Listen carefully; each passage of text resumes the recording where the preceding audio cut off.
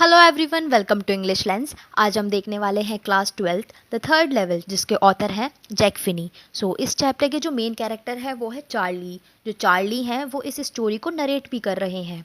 Charlie time travel experience करते हैं, मतलब वो जाते हैं ग्रैंड सेंट्रल स्टेशन, जो कि न्यूयॉर्क में है।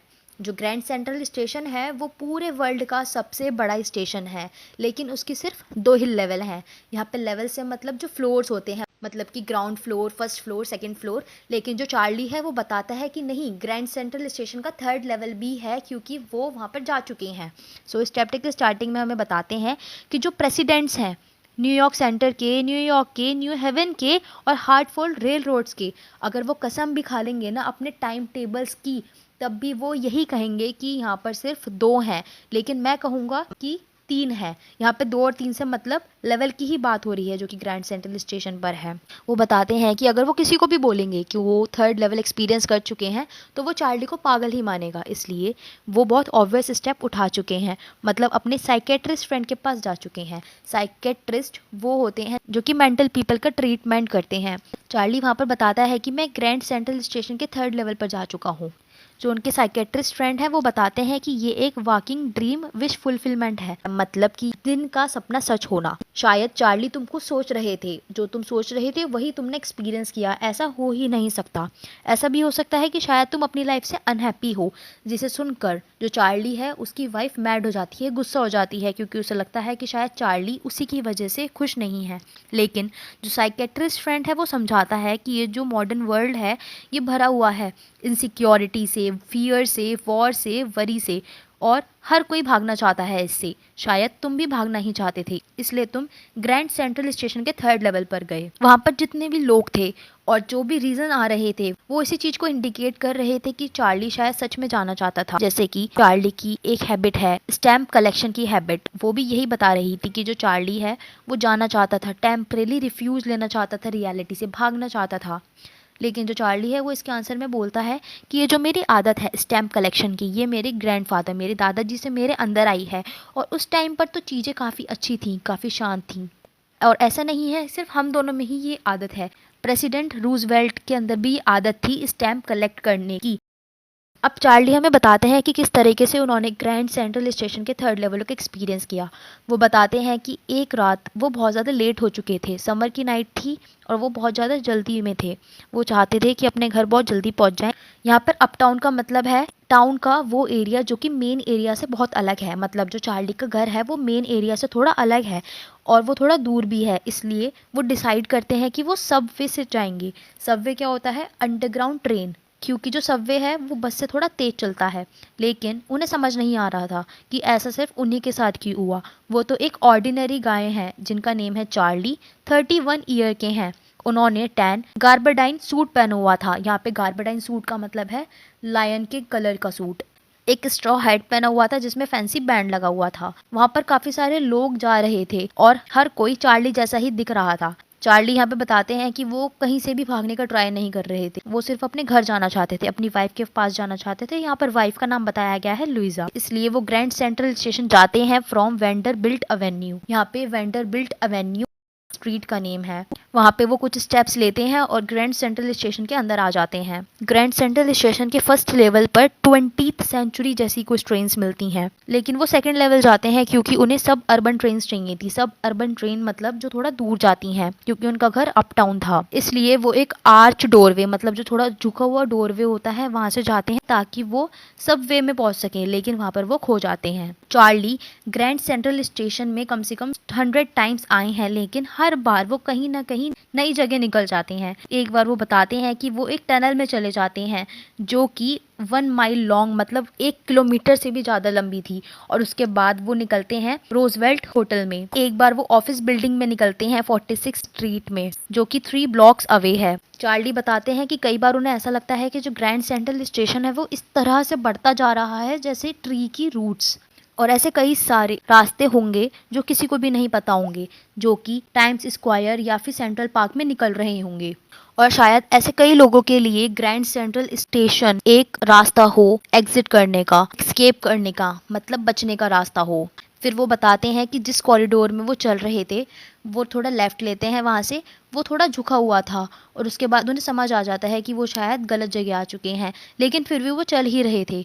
उन्हें सिर्फ अपने ही पैरों की आवाज़ सुनाई दे रही थी, वहाँ पर कोई भी नहीं था, लेकिन उन्हें कुछ आवाज़ आ रही थी, जैसे लोग बात कर रहे थे, कन्वर्सेशन की आवाज़ आ रही थी। वो लेफ्ट साइड टर्न लेते हैं और उसके बाद नीचे उतरते हैं स्टेयर्स से। फिर वो थर्ड लेवल पे आ जाते हैं। पहले तो उन्हें लगता है कि शायद वो सेकंड लेवल पर ही आ गए हैं, लेकिन फिर वो वहाँ की चीज़ें नोटिस करते हैं।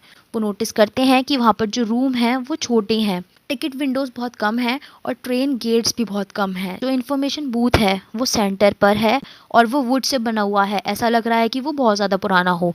जो मैन इन्फॉर्मेशन बूथ पर बैठा हुआ है उसने ग्रीन आई शेड पहना हुआ है, लॉन्ग ब्लैक स्लीव प्रोटेक्टर पहने हुए हैं। वहाँ की जो लाइट है वो बहुत ज़्यादा डिम है, मतलब हल्की है और वो फ्लिकर कर रही है, मतलब जल रही है और बुझ रही है। जो लाइट्स हैं वो ओपन फ्लेम गैस लाइट्स हैं, मतलब लालटेन है। वहाँ पर उन्हें कई सारी चीज़ें नहीं दिखती हैं, जैसे कि ब्रास स्पिटून्स, इसका मतलब है जहाँ पर थूका जाता है उसे स्पिटून्स बोलते हैं। वहाँ पर एक मैन खड़ा था जिसकी पॉकेट में गोल्ड वॉच रखी थी, उसकी पॉकेट काफ़ी बड़ी थी और उसकी जो वॉच थी वो खुल सकती थी।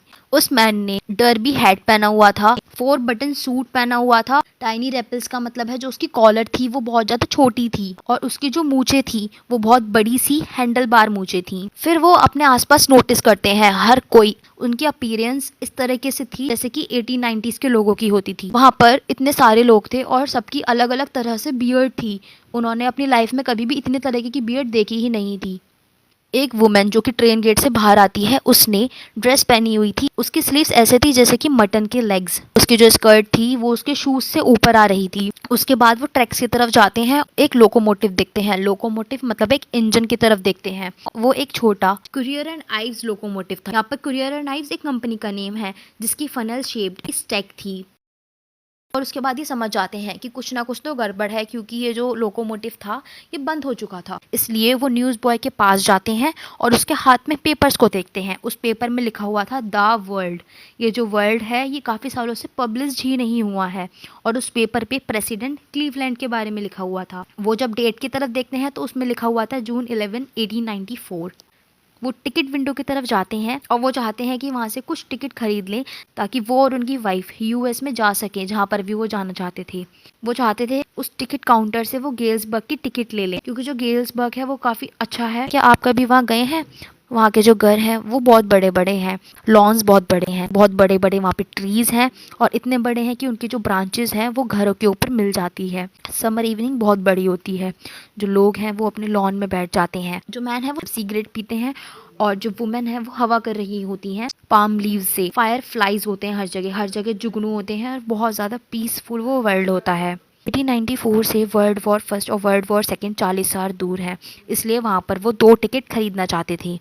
जो क्लर्क हैं वो चार्ली के फैंसी हेडबैंड पे देखते हैं और उसके बाद वो चार्ली के हाथ में पैसे देखते हैं। चार्ली के हाथ में उतने ही पैसे थे कि जिससे वो सिर्फ 2 टिकट खरीद सकें। लेकिन जब वो उस पैसों को काउंट कर ही रहे होते हैं तब जो क्लर्क हैं वो चार्ली की तरफ घूर रहा होता है और पैसे देख के उसे समझ आ जाता है कि ये जो पैसे हैं ये सही नहीं है। मतलब जो पहले पैसे चलते थे वो दूसरे थे और जो इस टाइम पे पैसे चलते हैं वो दूसरे हैं। इसलिए जो क्लर्क है वो बोलता है कि तुम मुझे पागल बनाना चाहते हो क्या? तुम ज़्यादा दूर तो नहीं जा पाओगे, क्योंकि जो मनी है वो ओल्ड स्टाइल है और जो मनी का साइज़ है वो आधा हो चुका है जितना पहले था।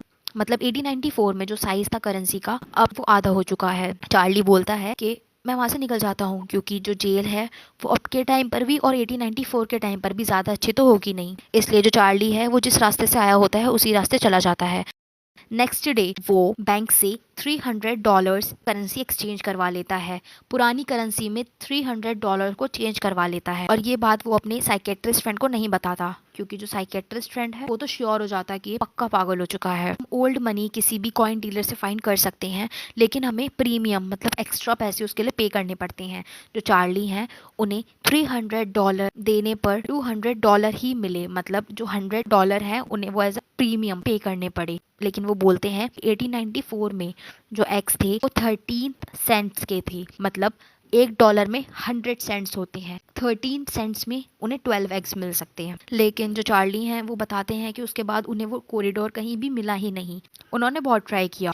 जो लुइसा थी वो भी बहुत ज़्यादा टेंशन में आ चुकी थी। इसके बाद उन्होंने मना कर दिया था कि कोई ज़रूरत नहीं है थर्ड लेवल को ढूंढने की। एक दिन चार्ली अपने स्टैम्प कलेक्शन के पास वापस जाता है। अब लुइसा और चार्ली दोनों ही थर्ड लेवल को ढूंढ रहे हैं क्योंकि उन्हें प्रूफ मिल चुका है कि जो सैम वेनर है, मतलब जो चार्ली का साइकेट्रिस्ट फ्रेंड है, वो गायब हो चुका है। किसी को भी नहीं पता वो कहाँ है। जो सैम है वो हमेशा से एक सिटी बॉय रहा है और जब चार्ली उन्हें गेल्सबर्ग के बारे में बताते थे, क्योंकि जो चार्ली हैं वो गेल्सबर्ग स्कूल जाया करते थे, तो जो सैम है हमेशा वो चाहता था कि वो गेल्सबर्ग जाए। एक बार चार्ली रात में अपने स्टैम्प कलेक्शन को देख रहे होते हैं। यहाँ पर उन्होंने बताया है कि जब कोई नया स्टैम्प इशू होता है तो स्टैम्प कलेक्टर्स, मतलब जिन्हें स्टैम्प कलेक्ट करने का शौक है, वो उसको खरीद लेते हैं और जिस दिन वो स्टैम्प इशू हुआ होता है उस दिन स्टैम्प कलेक्टर मेल कर देते हैं अपने आप को एनवलप्स। उस एनवलप पे जो पोस्ट मार्क की डेट होती है वो ये प्रूफ करती है कि ये उसी दिन इशू हुआ था। उस एनवलप को फर्स्ट डे कवर बोलते हैं। जो एनवलप होता है वो कभी भी नहीं खोला जाता। एक रात जो चार्ली हैं वो अपने फर्स्ट डे कवर को देख रहे थे। उन्हें कुछ ऐसा दिखता है जो कि उन्हें कभी पहले दिखा ही नहीं। मतलब वहाँ पर एक ऐसे स्टैम्प रखा होता है जो कि किसी ने उनके ग्रैंडफादर के एड्रेस पर मेल किया होता है। उसमें लिखा है जुलाई 1894। जो स्टैम्प है वो 6 सेंट का है, डल ब्राउन है। और जब ये एनवलप मेरे ग्रैंड डैड के मेल पर आया वो सीधे उनके कलेक्शन में चला गया और वो अभी भी यहाँ पर है। जब चार्ली इसे खोलते हैं तो उसके अंदर एक पेपर भी होता है। उस पेपर पे लिखा होता है, चार्ली मैं विश कर रहा हूँ तुम सही होगे और मुझे बिलीव हो चुका है कि तुम सही थे। चार्ली, ये बात बिल्कुल सच है, मुझे भी थर्ड लेवल मिल गया है और मैं यहाँ पर 2 वीक से हूँ और अभी यहाँ पर स्ट्रीट के नीचे कोई पियानो बजा रहा है और उसके सामने सब गा रहे हैं सिंग नेली होम, और मैं भी वहाँ पर इनवाइट किया गया हूँ लेमोनिड के लिए। चार्ली एंड लुइसा, तुम थर्ड लेवल को देखते रहो, ये जगह बहुत ज़्यादा अच्छी है। और उसके नीचे सैम के साइन होते हैं। उसके बाद वो वहाँ पर ही जाते हैं जहाँ पर वो अपनी करेंसी को चेंज करवाने गए होते हैं। उन्हें पता चलता है कि जो सैम है उसने $800 चेंज करवाए। फिर जो चार्ली हैं वो बोलते हैं कि सैम के लिए बहुत सही है वो वहाँ पर लिटिल हे, मतलब भूसा वाला काम वहाँ पे शुरू कर देगा क्योंकि वो हमेशा से वो काम करना चाहता था। और वो अपने पुराने बिजनेस पे, मतलब साइकेट्रिस्ट जो उसका बिजनेस था, वो उस पर कभी भी नहीं जाएगा क्योंकि उस टाइम पर किसी को भी उस चीज़ की ज़रूरत थी नहीं। जो उसका फ्रेंड था सैम, वही साइकेट्रिस्ट फ्रेंड था। इस चैप्टर के लास्ट में हमें यही बोला गया है कि जो सैम वीनर है, जो उसके साइकेट्रिस्ट फ्रेंड हैं, वही उसके ग्रैंडफादर हैं। तो ये थोड़ा शॉकिंग इन्फॉर्मेशन है क्योंकि जो स्टैम्प कलेक्ट करते थे लोग वो अपने ही एड्रेस पे उन्हें मेल करते थे, लेकिन ये जो उन्हें मेल मिला है ये सैम ने भेजा है। तो यही हो सकता है कि शायद जो चार्ली का दोस्त है सैम, वो उसके ग्रैंडफादर है।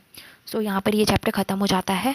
अगर आपको ये चैप्टर अच्छा लगा so please like and subscribe to my channel. Thank you.